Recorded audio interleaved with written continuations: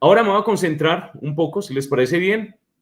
Eve, me vas contando, me vas diciendo si en algún momento tengo que parar o algo, o hay algún comentario para darle como entrada a lo que va a ser el diálogo que va a hacer con Franco Bifo Berardi, donde Silvia también me va a ayudar en algunas partes. No sé si hay algún comentario o alguna inquietud. Hay una pregunta de Miguel Jaime que quiere saber quién era presidente en Colombia en el año 2000.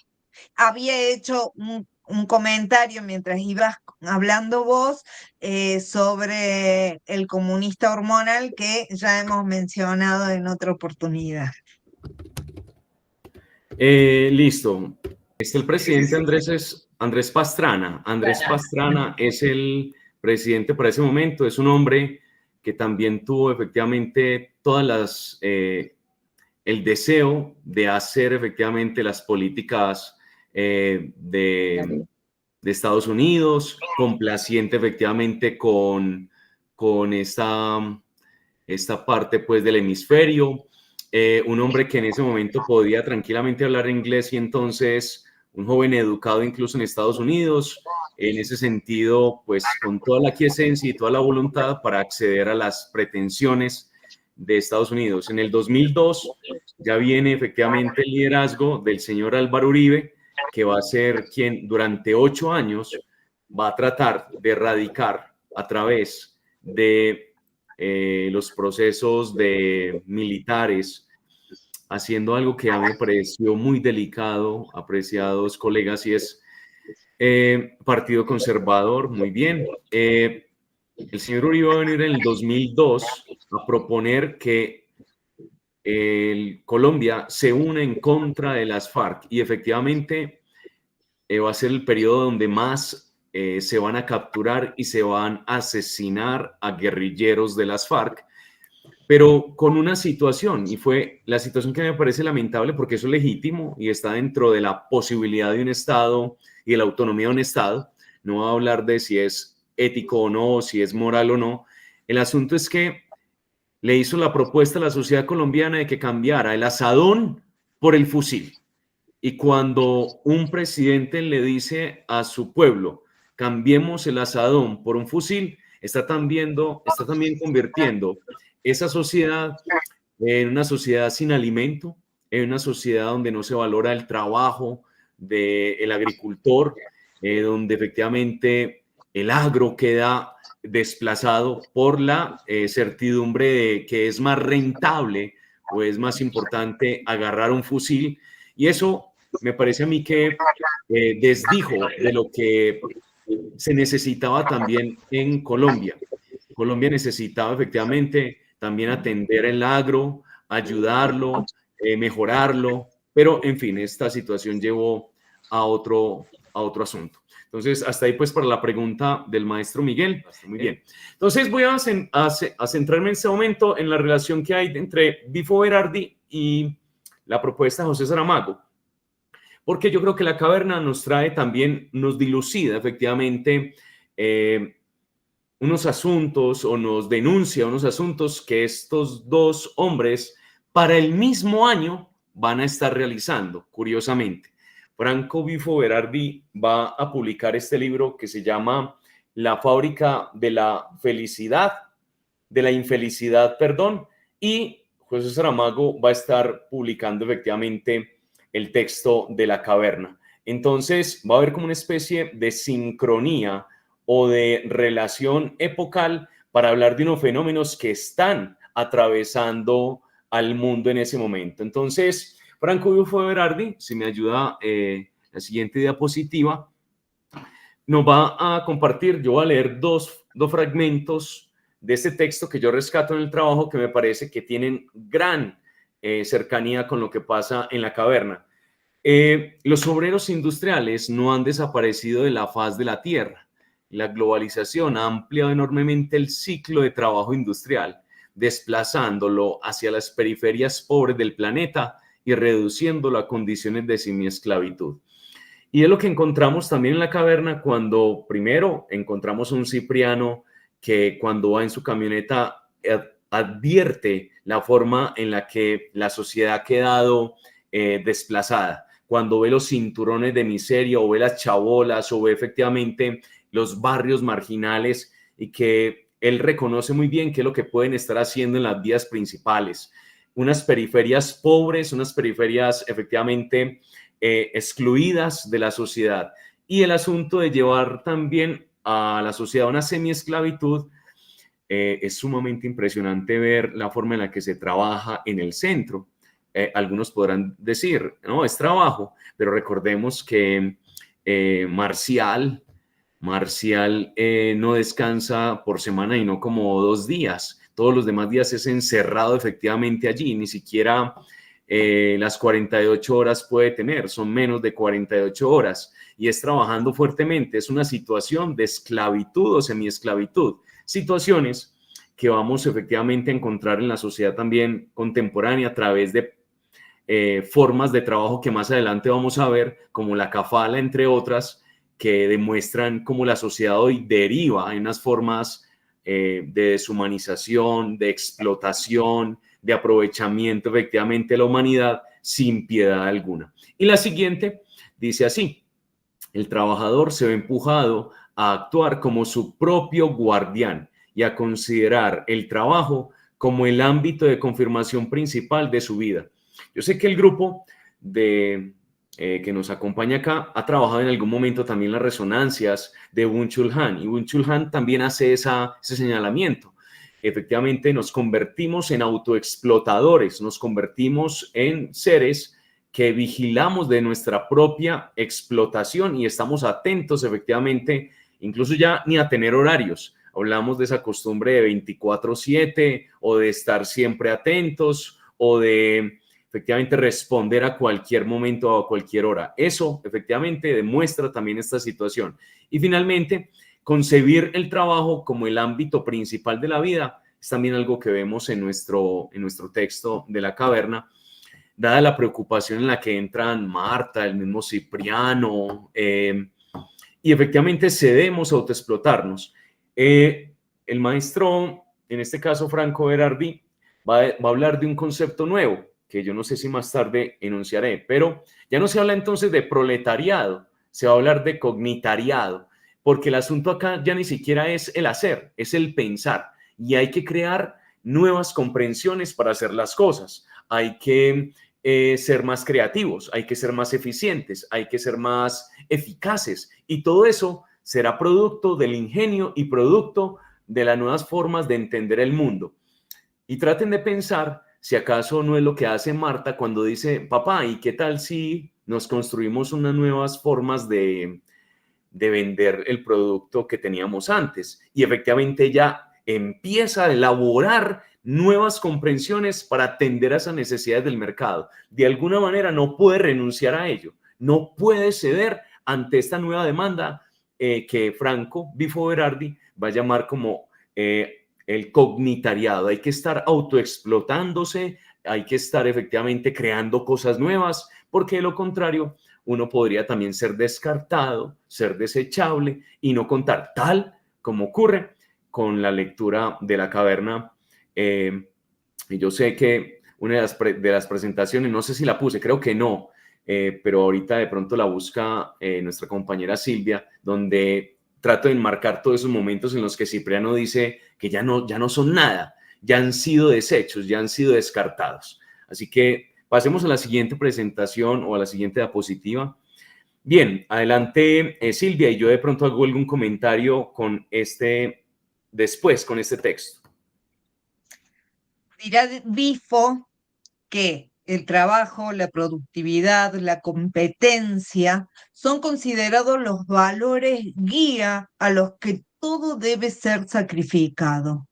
La violencia, la guerra, la miseria son residuos marginales provisionales de un mundo aún no perfecto. Estos cambios logran normalizarse y se convierten en patrón de subsistencia, lo que conlleva a que se observe como ideal para una sociedad agonizante. Como ejemplo de tal normalidad, podría precisarse, entre otras formas, la explotación laboral de los migrantes, el trabajo infantil, el trabajo forzado, la explotación sexual, la kafala y demás.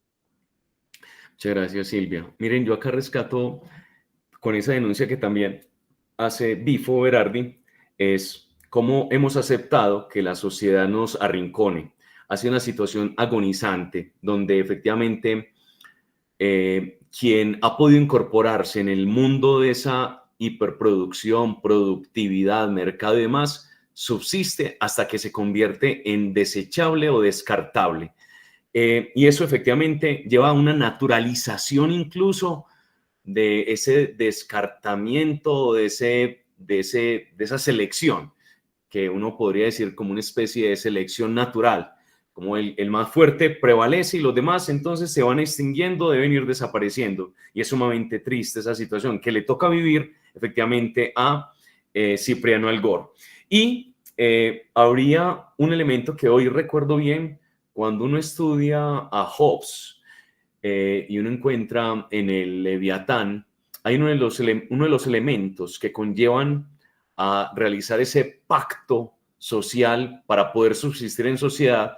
Hobbes va a recordar que hay algo natural en el ser humano y esa naturaleza será efectivamente el deseo de competencia, la competencia, y es efectivamente lo que también nos demuestra Bifo, que está efectivamente destrozando a la sociedad, ese espíritu de competencia tenaz, constante, que se da en todos los estratos. Yo soy docente de una institución o de varias instituciones acá en Medellín, en Antioquia, en Colombia, y lo primero que les invito a los estudiantes es procuren no poner la nota como un referente para competir con otros, que su nota sea producto de tus circunstancias. Incluso muchas veces no dicen lo que tú eres, no van a decir lo que tú realmente eres. Eviten efectivamente estar compitiendo con eso, a ver si de alguna manera humanizamos más esta situación y la convertimos en una forma de destruir al otro, pero estamos constantemente a través de la competencia destruyendo el sentido de humanidad, el sentido del otro, de lo que no tendría que medirse, y hoy lo queremos medir todo. Los patrones, los indicadores, unas políticas de calidad que tocan todo. O sea, las familias mismas efectivamente podrán tener indicadores, metas, objetivos, pongámosle objetivos a nuestros hijos, que sean alcanzables, medibles, y esta situación está llevando efectivamente a que convirtamos a los seres humanos en una especie de checklist para ir viendo a ver si se cumple o no se cumple, y la vida no es así, y la sociedad no es así, pero lo estamos volcando todo a una especie de formatos donde todo es medible, y esto es también agonizante y es difícil. Hay otra frase más de Bifo Berardi que dice así: cuanto más tiempo dedicamos a la adquisición de medios para poder consumir, menos tiempo nos queda para gozar del mundo disponible. Cuanto más invertimos nuestras energías nerviosas en la obtención de poder adquisitivo, menos podemos invertirlas en el goce. Y yo creo que muchos de ustedes podrán encontrar cierta afinidad en esta cita con un personaje mucho más cercano a ustedes que a mí, que murió también hace un par de meses, Pepe Mujica. Pepe Mujica tiene efectivamente esa acuña también esa situación. Él dice que al final el trabajo efectivamente es la imposibilidad de gozar también con los otros, y por eso, si ustedes recuerdan, durante el mandato de él, él llevó el horario o el trabajo las horas de trabajo a 6 horas. Y entonces él se reía y después decía, ¿cómo es posible que cuando yo legislo a favor del pueblo para que trabaje 6 horas, la gente esté buscando un segundo trabajo? ¿Cómo es posible? No entiendo esto. Cuando deberíamos estar compartiendo más con nuestros hijos, caminando, yendo al cine, disfrutando un poco más del tiempo. Entonces, lo que nos muestra efectivamente esto es esa condena también de tener que estar produciendo, tenemos que estar comprando, consumiendo, creyendo que de esa manera somos felices, porque al final, como lo discutíamos cuando leíamos Junto a la Caverna, hay un entramado de instituciones que nos hacen creer que allí está efectivamente la felicidad. y nos la venden constantemente a través de la publicidad, los medios, los diálogos que tenemos con nuestros amigos, de la manera más casual, y se vuelve una especie de lugar común, el tener que estar produciendo, consumiendo para poder ser. En ese sentido, más adelante jugaré con la frase también de, si en algún momento hablábamos de cogito ergo sum, pienso luego existo, hoy tendremos que decir consumo, luego existo. Bien, siguiente diapositiva, porfa. Y demos la palabra a nuestra compañera Silvia para que nos ayude. Franco Berardi lo revela así en su texto La fábrica de la infelicidad. Lo que el neoliberalismo ha favorecido a largo plazo no es libre mercado, sino el monopolio. Los grandes grupos de poder actúan de un modo nada libertario, introduciendo automatismos tecnológicos, imponiéndose por medio de la fuerza de los medios de comunicación o del dinero, y por último, robando sin pudor alguno a la masa de accionistas y al trabajo cognitivo. La posición del Estado en muchos casos propicia, alienta y privilegia ese monopolio, pues a su vez encuentra réditos comerciales, administrativos y operacionales con los cuales se favorecen oligopolios que después contratan con el Estado. Es una forma de enriquecimiento cíclica o circular. Muchas gracias, Silvia. Y acá lo que encontramos efectivamente es que el discurso del neoliberalismo, del capitalismo, efectivamente está articulado para favorecer efectivamente unas clases. A pesar de que nos han dicho que es la forma para que todos puedan alcanzar, sabemos muy bien que en el fondo se está generando unas brechas sociales muy grandes. Algunos hablan de capitalismo solidario, le ponen ciertos adjetivos u otros elementos, pero sabemos muy bien que detrás de esto también está el esquilmar digamos, a las sociedades en otros ámbitos, en la parte de los recursos naturales, por ejemplo, el hecho de que no tiene tope, no tiene forma de tener un lugar en el que la economía pare, en que la economía efectivamente se redistribuya, sino que efectivamente se sigue administrando bajo esta mirada el enriquecimiento de los más poderosos, y esto efectivamente se convierte en una cadena o en una especie de engranaje, porque al final estos son los que pueden hacer de nuevo negocios, los que pueden reinvertir, los que pueden efectivamente participar en licitaciones. Si fuera, por ejemplo, una situación en el orden público, ¿quién puede llegar con el músculo financiero desarrollado para hacer una licitación en un país, en un ministerio? Pues aquellos que tienen capital,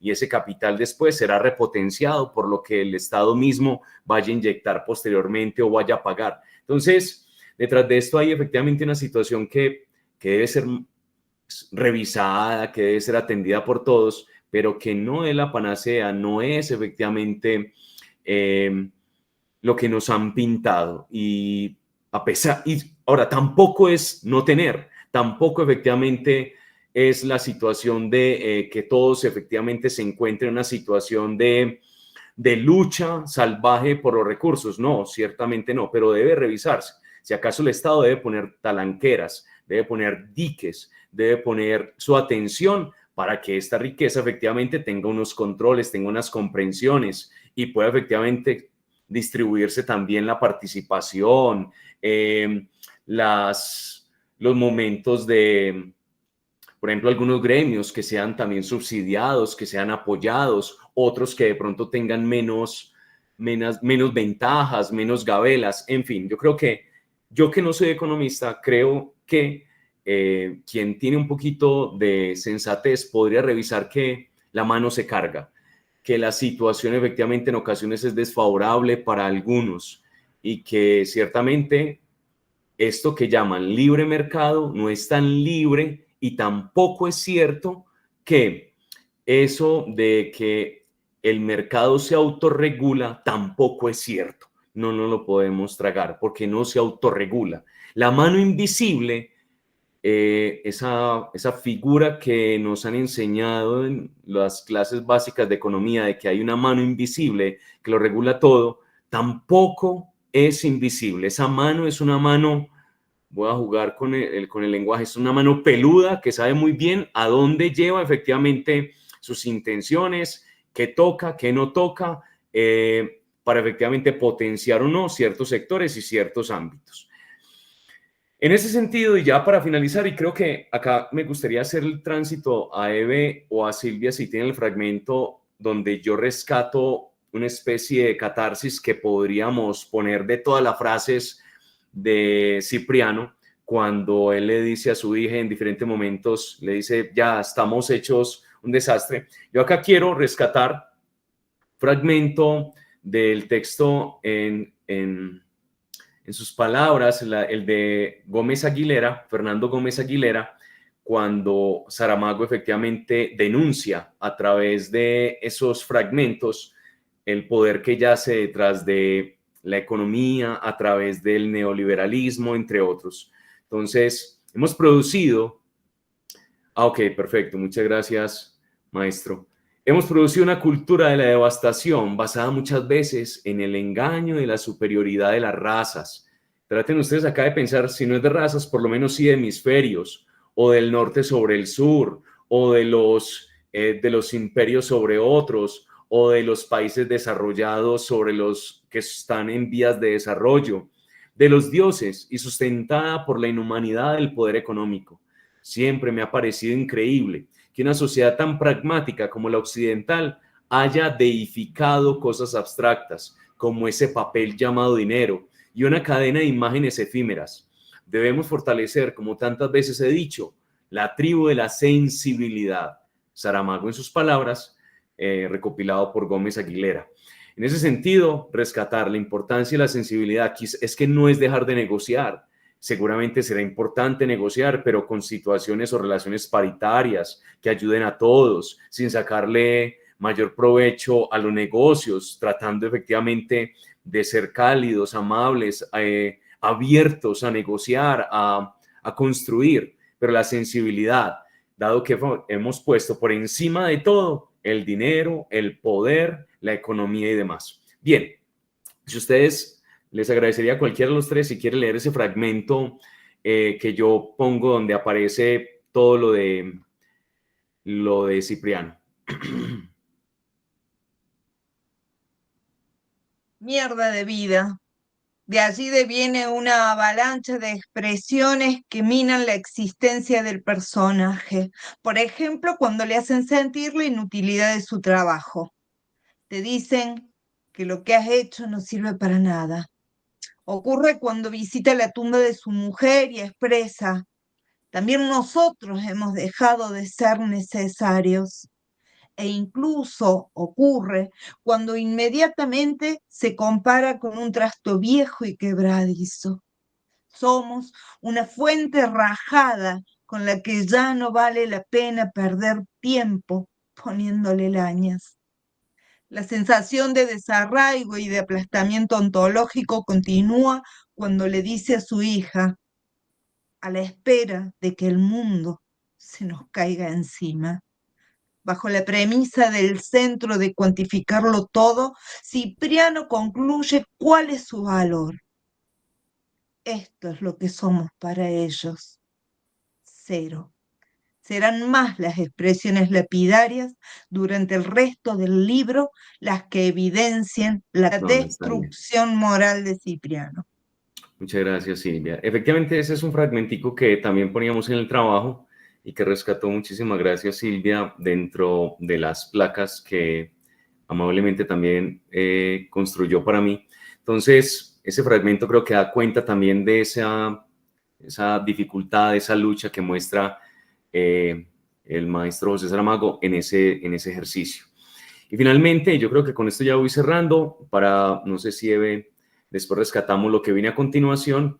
Yo creo que esta sería la última y si después tenemos que hablar de lo que íbamos a hablar en algún momento, las ponemos. Pero por lo pronto, creo que esta y ya sería el tiempo propicio para dialogar, para hablar y para hacer preguntas. No sé, esta es una intertextualidad con una compañera de ustedes de Argentina, se llama Nora Merlín. Nora Merlín es una académica en este momento argentina que está produciendo unos textos muy interesantes sobre una crítica muy contundente y muy puntual hacia el neoliberalismo.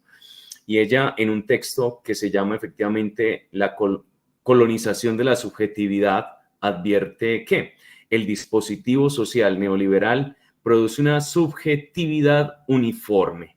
Es decir, nos va volviendo a todos, nos uniforma o nos pone en sintonía bajo unas miradas hegemónicas, puntuales, de las que no nos podemos salir. Fascinada y sometida y por ende acrítica, nos convierte en un sujeto manipulable, convertido en objeto en serie, y que es también algo que yo encuentro de forma palpable y que se puede traslapar fácilmente con la obra de José Saramago y de Franco Bifo Berardi. En ese sentido, yo creo que acá estoy cerrando. Si me ayudan con la siguiente diapositiva, creo que... bueno, yo voy a ir rápidamente con esta, o esta me ayudas, y yo creo que voy a cerrar acá, porque quiero que dialoguemos, quiero que hablemos, y si hay preguntas sobre la realidad o de lo que yo puse, prefiero cercenarme a mí y no que estemos después corriendo con otras ideas. Si le parece bien a Silvia, me ayuda con la lectura de esta y ahí cerramos, si les parece bien también. Perfecto. A todos. Leer La caverna es una sacudida en medio del letargo, de la anestesia e indiferencia de una sociedad adoctrinada. Leerla y releerla, contrastando lo que pasa en América Latina, siendo a su vez un reflejo de lo que pasa en el mundo. Es una reacción pertinente que posibilita compartir críticamente la indignación saramaguiana hacia ciertos antihumanismos, pero especialmente, y desde esta obra, la esclavitud financiera, mercantil y neoliberal que constriñe al hombre contemporáneo. Y con esos antihumanismos, pues, y a manera también de agradecimiento, yo le estoy enviando al maestro Miguel Kolev un librito, se lo mandé la semana pasada, le estará llegando en un par de semanas. Esa denuncia efectivamente que hago yo o más bien, que trato de establecer a través de una serie de antihumanismos que José Saramago denuncia en las obras que podríamos llamar de esas que son del arte de tocar el corazón de la estatua. En este texto es una publicación que le debía al maestro Miguel Kolev desde hace algunos años. Cuando yo terminé de hacer el doctorado, donde trabajé en la tetralogía, e incluso hice una publicación con la tetralogía, el maestro Miguel Kolev me dijo: Jaime, tenemos que pensarnos si seriamente no es una tetralogía, más bien es una pentalogía, y debemos incluir dentro del análisis una obra más. Y entonces el año pasado fue el espacio también para pensar esa otra obra, hacer las reflexiones, y en este momento está viajando a Argentina, a la estantería. Espero que esté por allá colgadito en los libros del maestro Miguel Kolev dentro de un par de meses, para que efectivamente pues sirva también de orientación. Claro, la obra era efectivamente El hombre duplicado, y allí también trato de hacer un análisis del antihumanismo que refleja esa cuestión de querer ser el otro, de envidiar constantemente el otro, de querer efectivamente tener la vida del otro, de convertirme en el otro, una situación que invade efectivamente ese deseo de ser, ese deseo de tener, ese deseo de que nos embarga a nosotros, o muchas veces a los seres humanos, y no poder vivir conforme lo que somos, sino siempre tener un afán por lo que el otro es, tiene o es, o aparece, o aparenta ser y demás. En fin, entonces, ahí está. Yo creo que dejo hasta acá. Son casi las en mi país, las 5:20, para ustedes 7:20 aproximadamente. Entonces, dejémoslo allí por si hay preguntas, comentarios, y yo sé que Eve también tiene una participación pilar acá.